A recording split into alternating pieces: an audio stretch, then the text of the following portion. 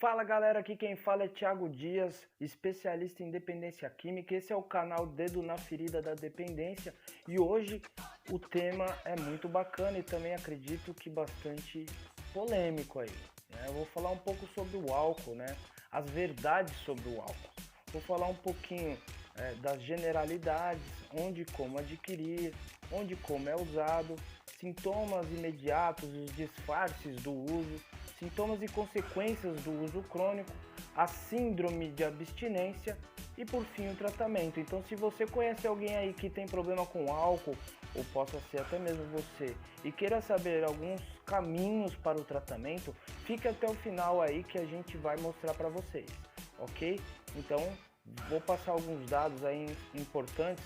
Como eu já falei aí no vídeo anterior, no vídeo 2 aí do canal, a gente já falou que o álcool é uma droga depressora do sistema nervoso central. Ao longo do uso crônico, o álcool vai deprimindo o funcionamento do usuário, né, causando até possíveis aí depressões, além de acontecer um embrutecimento do psiquismo.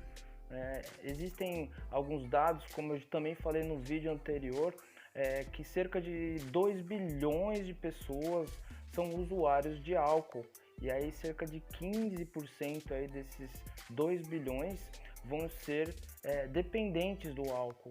Então, assim, é uma loteria que a gente não pode pagar para ver. Sempre digo e sempre vou falar em todos os meus vídeos que a maior solução é a prevenção. Evitar o primeiro gole, evitar usar. A pessoa consegue sobreviver sem álcool. Existem vários dados alarmantes do álcool, né? O álcool é a maior causa que pode ser evitada de mortes. 90% das crianças que nascem com retardos mentais foi porque a mãe ingeriu bebida alcoólica durante a gravidez. A maioria das violências domésticas e até mesmo mortes é ocasionado por álcool, bebida e direção. Grande maioria da porcentagem dos acidentes fatais foi por causa de ingestão de bebida alcoólica, entre outras coisas aí, né? O álcool é a droga que tem mais, que pode ocasionar mais comorbidades.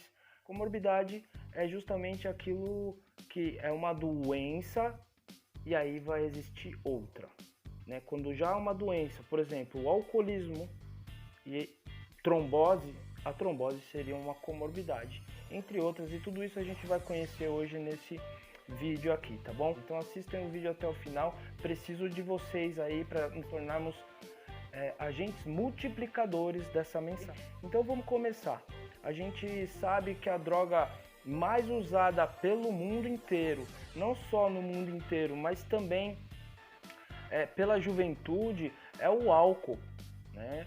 E o tabaco ele vem em segundo lugar. Então a gente percebe que as drogas lícitas, aquelas liberadas, são as mais consumidas, né? Então depois eu vou fazer um vídeo sobre drogas lícitas e ilícitas. Aí a gente vai perceber que na verdade as drogas que vão ser liberadas vão ser mais consumidas. Será que resolve mesmo? Então a gente vai nos próximos capítulos aí, eu vou falar alguma coisa sobre legalização e outros assuntos aí, ok? Hoje o nosso enfoque vai ser sobre o álcool, tá? Então o álcool, a venda do álcool, ele é parcialmente legalizada. Uma venda de bebida alcoólica para menores, ela é proibida. É muito bacana para inglês ver, só que ela não é cumprida muitas das vezes. A maioria de alguns estabelecimentos, não são todos, nem pede documento. De repente vai crianças e o cara quer vender ali no seu estabelecimento, ele nem pergunta. A gente encontra muito isso. Geralmente o que a gente mais encontra por aí são bares, né? Então essa lei ela existe, mas muitas vezes não é cumprida por não ter fiscalização na demanda aí. Outra lei, por exemplo, é direção e álcool. Hoje em dia é bem raro você estar encontrando blitz aí de bafômetros. Quando lançou foi uma febre, tinha bastante. Hoje em dia já está de lado. Então assim, o inglês vê, nossa, lá no Brasil existe uma lei que é proibido vender bebida alcoólica para menores de 18 anos, lá não pode dirigir embriagado, mas ela não é funcional, ok? Principalmente em mediações de escolas. Essa lei ela coloca que nas imediações próximas da escola nem pode estar vendendo bebida alcoólica, e a gente encontra isso em qualquer esquina. Essa é a grande realidade, tá? O álcool é a segunda maior causa de mortes na juventude, tá? Por consequências também do álcool, não só a causa do consumo, mas as consequências como trânsito e violências.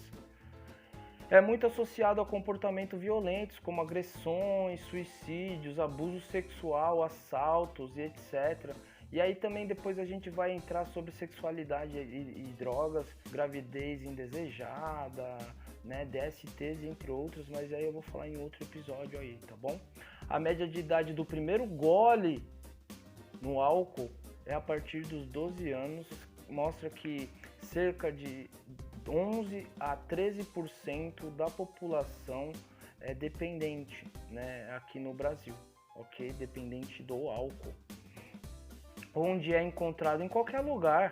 O álcool, ele muitas das vezes é encontrado em supermercados, mercadinhos, vendas, bares, padarias, né? Dentro da própria casa, muitas das vezes. Vem de uma cultura já de lá de trás, né? O álcool é muito antigo, né? Até o século XVIII a fermentação sempre existiu. A partir da Revolução Industrial ali na Inglaterra, começaram-se a fazer bebidas mais baratas através da bebida destilada, né? E os primeiros relatos que a gente pode ter ali na Bíblia, né?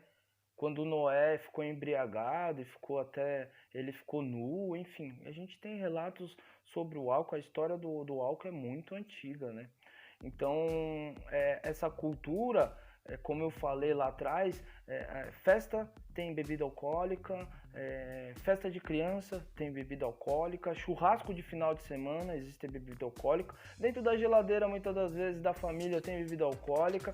A criança cresce nesse contexto e acha normal beber.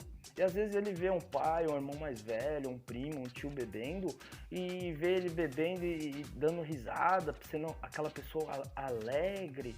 E a criança automaticamente, né, vendo também alguns comerciais de televisão daquelas cervejas bem elaboradas, que o cara bebe aquela cervejinha e de repente o cara consegue se dar bem, ficar com a melhor garota, enfim, né? A criança cresce nesse contexto e acha que a cerveja é bacana ou a bebida alcoólica é legal.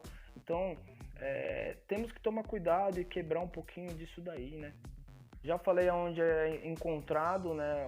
Onde como é usado em festas, bares, botecos, restaurantes, postos de gasolina, luau, happy hour, jogos universitários, final de semana. Teve até uns 5 anos atrás um rapaz que, numa Olimpíada de vira-vira, um rapaz ingeriu tanto álcool que o teor de álcool era maior que o teor do sangue no corpo dele e ele acabou convulsionando e morrendo. Deu uma morte instantânea ali.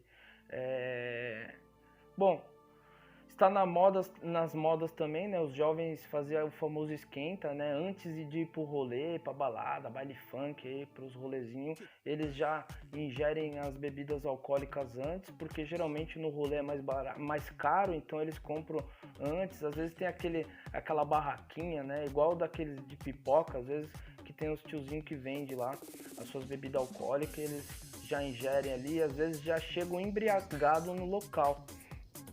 Os sinais imediatos e os disfarces do uso, os efeitos do álcool no organismo e na psique, eles surgem rapidamente após a ingestão. Em pequena quantidade, o álcool produz sensação de bem-estar, de euforia, desinibição. Então, muitas das vezes, o jovem que ele é introvertido, que ele tem vergonha, muitas das vezes ele descobre através do álcool que ele se liberta. Ele acha que aquilo é solução para a vida dele. Então, ele acaba, toda vez que ele for sair, vai ter que colar numa menininha ou vice-versa, ele vai ter que beber aquela bebida alcoólica ali, para poder ficar desinibido. Além da desinibição, né, vai dar loquacidade, taquicardia, ruborização, né? A ruborização é aquela vermelhidão no rosto, aumento da pressão arterial. Por quê? Porque o álcool ele é uma droga vasoconstritora, ela fecha os vasos, né, da corrente sanguínea e automaticamente precisa o coração bombear mais sangue, automaticamente vai aumentar a pressão arterial. Então, assim, o usuário, logo no primeira ingestão, começou a beber os primeiros pileques ali, né? O usuário começa, depois de algumas doses, não ter o controle do seu comportamento e começa às vezes até se tornar inadequado, sabe? Aquela pessoa chata, político, que fica prometendo um monte de coisa, alegre, dando risada de qualquer coisa. Conforme aumenta o nível de álcool no sangue, acresce os sinais psíquicos e piora os efeitos físicos. Apresentam geralmente um quadro depressivo com aumento de agressividade. E aí muitos acabam se tornando agressivos, ficam valentões, né? Se tornam o incrível Hulk. É onde começam muitas das vezes brigas, desentendimentos e até mesmo mortes, né? E se o nível de álcool continuar aumentando, pode ocorrer o coma, o chamado coma alcoólico, aqueles apagões, os blackouts. Daí eu vou fazer um trocadilho, uma brincadeira que eu não ia deixar de quieto. Aí é onde surgiu aquela história que o do bêbado não tem dono. Todas as vezes apaga, as pessoas roubam ele ali, fazem o que quer, né? Devemos tomar muito cuidado com isso aí. Os sintomas e consequências do uso crônico. Os sintomas e consequências do uso crônico no sistema nervoso central, no SNC, a intoxicação crônica levando ao embrutecimento do psiquismo. Então, com o uso crônico de álcool, há anos de uso, vai acontecer um embrutecimento do psiquismo, né? Eu vou falar um português bem chulo assim, vai se tornar uma pessoa burra, vai ter problema no aprendizado, na memória, né? Vai ter uma queima gigantesca de neurônio, é uma média de 13 mil neurônios por cada gole. O álcool, ele queima a capa protetora dos neurônios, o B12 ali, então há vários danos, essa é a grande realidade, né? Acontece muitas das vezes psicoses alcoólicas, com quadros alucinatórios, diminuição da memória, desorientação temporal e espacial, fabulação. E pode ocorrer aí também, né, a chamada demência alcoólica, Wernicke e Korsakoff, são doenças ocasionadas do alcoolismo, né? E depois eu explico aí na descrição o que é Wernicke e Korsakoff com calma, senão não vai dar tempo para mim falar tudo, o vídeo vai ficar muito longo. Então, por conta dessas falhas na memória, o usuário crônico começa a inventar história, contar a historinha ali do Chapeuzinho Vermelho para preencher. E eles têm as mesmas falas sempre, repetitivas, por justamente falhas na memória, né? Então, às vezes fica complicado ali a conversação. Alteração comportamentais com prejuízos na vida profissional, na vida familiar, sexual, né? Como eu já falei, pode desencadear demência alcoólica, Wernicke-Korsakoff, delírio de ciúme, mesmo que a esposa dele seja ali uma santa, ele vai ficar com um ciúme patológico, doentio, de vasculhar nas coisas dela, olhar no WhatsApp, achar que a mulher está traindo, por conta dele já não estar dando conta ali no relacionamento dele estar junto, por conta do uso crônico, ele começa a ter esses delírios aí de ciúme patológico e fazer esses tipos de coisa, né? Transtornos psicóticos são muito consequentes, né? Quando eu trabalho nessa área, eu vejo demais isso, né? Principalmente na fase de desintoxicação. Os sintomas e consequências do uso crônico, eu falei no sistema nervoso central, mas tem na parte digestiva. Então, às vezes o usuário está bebendo e acha que não está acontecendo nada, né? Mas é igual Kinder Ovo, quando abre tem uma surpresinha lá. Então, assim, no sistema digestivo pode causar esofagite, refluxo esofágico, gastrite, úlceras agudas e crônicas, diarreias, vômitos, tá? Sangramentos, e os sangramentos muitas das vezes na parte gastrointestinal, pelo ânus mesmo, né? E distúrbios nutritivos, de carências de quadro de vitaminas e sais minerais. Então depois também requer uma reposição dessas vitaminas. Fígado e pâncreas. Infiltração gordurosa, talvez o fígado é a parte que mais danifica também aí, além do sistema nervoso central. Acontece a infiltração gordurosa, hepatite aguda, câncer no fígado, sendo o carcinoma hepatocelular o mais frequente. Em 93,5% desse tipo de câncer, o álcool é o maior causador, tá bom? E aí depois eu vou pôr umas imagens aí sobre um esôfago aí saudável e um já com câncer, ok? Hepatite aguda e câncer no fígado, enfim, cirrose. Vamos lá, sintomas e consequências do uso crônico também no coração e na pressão arterial. miocardite alcoólica por intoxicação direta do álcool, taquicardia, aumento da pressão arterial, que pode regredir com poucas semanas de abstinência, ou não, ele vai ter a pressão arterial, problema de pressão pelo resto da vida, ok? Câncer, o álcool também gera câncer. Danos na mucosa gástrica, supressão do sistema imunológico, né? Causa um problema no sistema imunológico devido ao alcoolismo, né? Podem provocar câncer de boca, de laringe, de faringe, de esôfago, de estômago, de fígado, de pâncreas, de intestino e até dos pulmões, mesmo que o alcoolista não seja fumante, tá? Então o álcool ele pode causar esses tipos de cânceres aí, segundo a Organização Mundial da Saúde e dados científicos aí. Então a gente pode perceber aí que o álcool ele danifica várias partes do organismo aí. Não existe medida segura. O álcool ele não é saudável, ele não tem nenhum fator positivo a não ser para inibir o prazer de beber, mas ele é muito danoso, ok? Bom, vamos falar um pouco aí da síndrome de abstinência. O que é síndrome de abstinência? As pessoas confundem, acham que síndrome de abstinência é vontade de beber. Nem sempre síndrome de abstinência é vontade de beber. Síndrome de abstinência significa conjunto de fatores que caracterizam a ausência do álcool no organismo, na parte biológica do cérebro, da psique, tá bom? E também na parte física do corpo. Então, delírios tremem. O delírios tremem é aquela tremedeira. Quando o alcoolista já está nessa fase, ele já está numa fase muito crônica, ele precisa de muita ajuda. E é até perigoso, se ele parar de beber de uma vez sem um acompanhamento, ele pode morrer. Tá? Então, assim, o delírio treme, ele acredita que precisa tomar aquela dose para parar e amenizar. Ele toma uma dose e para, só que assim, só está agravando o caso, só está piorando.